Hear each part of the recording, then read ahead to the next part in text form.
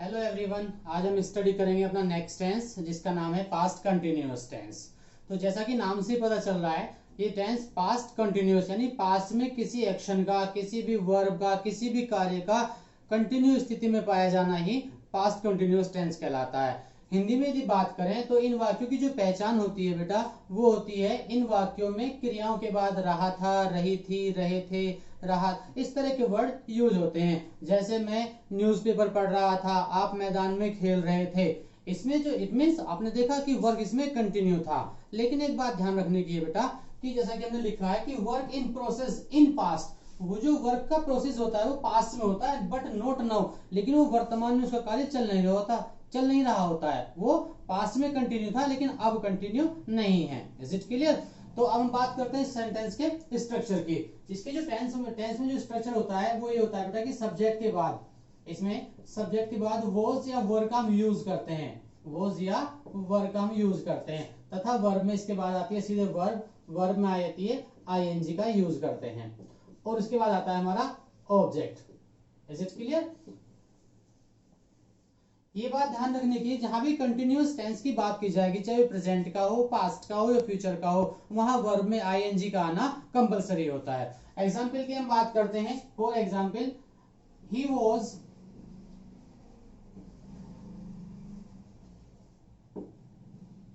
Was reading book.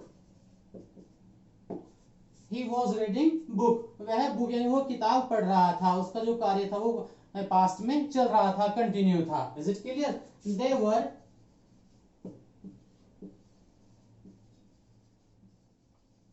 Dancing in the room,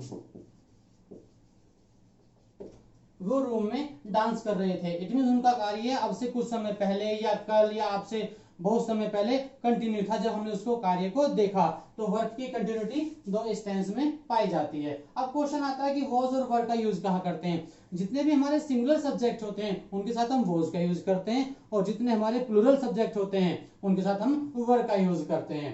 अब singular कौन कौन से होते हैं? जैसे फॉर एग्जाम्पल हम वाज की बात करें तो जो हमारा वॉज होता है वो आई के साथ यूज होता है, ही के साथ यूज होता है, शी के साथ यूज होता है, इट के साथ यूज होता है, और कोई भी यानी वन नाउन, कोई भी वन नाउन हो, एक नाउन जो होता है उनके साथ हम वॉज का यूज करते हैं। इस तरह जो हमारा वर्ड होता है इसका यूज कहां करते हैं हम?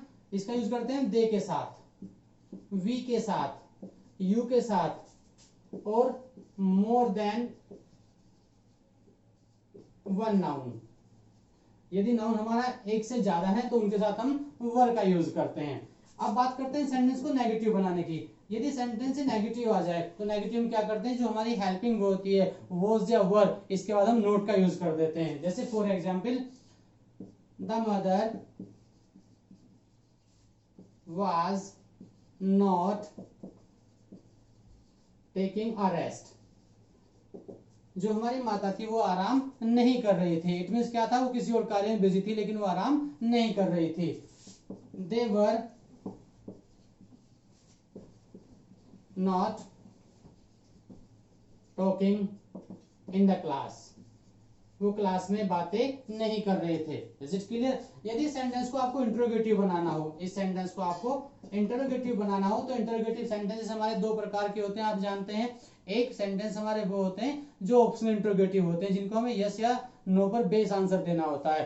तो ऐसे वाक्यों में हम क्या करते हैं, ऐसे सेंटेंस में हम वॉज या वर्ब को सब्जेक्ट से पहले रख देते हैं और हमारा सेंटेंस बन जाता है इंटरोगेटिव फर्स्ट टाइप या optional interrogative. Like was he making a noise in the room,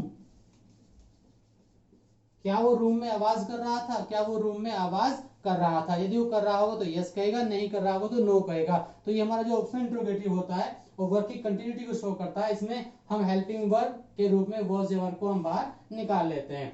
यदि इसको इंट्रोगेटिव सेकंड टाइप हमें बनाना हो तो उसमें हम क्या करते हैं, सेकंड टाइप में हम क्वेश्चन वर्ड के बाद हम सीधे यूज करते हैं वॉज या वर्ब का। उसके बाद आता है हमारा सब्जेक्ट, सब्जेक्ट के बाद दिया है तो नोट, नहीं तो वर्ब में आईएनजी का यूज करते हैं। फिर इसके बाद आता है हमारा ऑब्जेक्ट। क्वेश्चन मार्क लगाना बिल्कुल ना भूलें। तो इसका एग्जाम्पल हम देखते हैं ऊपर।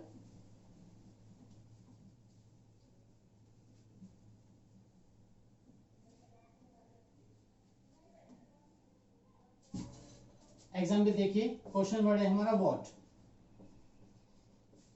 What was he doing in the street, वो गली में क्या कर रहा था। क्वेश्चन वर्ड के बाद आपने क्या यूज किया, वॉज या वर का, इसके बाद हमने ये लगाया सब्जेक्ट, सब्जेक्ट के बाद वर्ब में आईएनजी का। Next example, why were you not flying the kite, आप पतंग क्यों नहीं उड़ा रहे थे। तो इस तरह के सेंटेंस में आपने देखा कि वर्ब में आईएनजी का यूज आपने किया है और वॉज वर्ब का यूज करते हैं। क्लियर, तो ये टेंस आपको क्लियर हो गया होगा। I hope you will understand, और नेक्स्ट वीडियो में अपना नेक्स्ट टेंस पढ़ेंगे।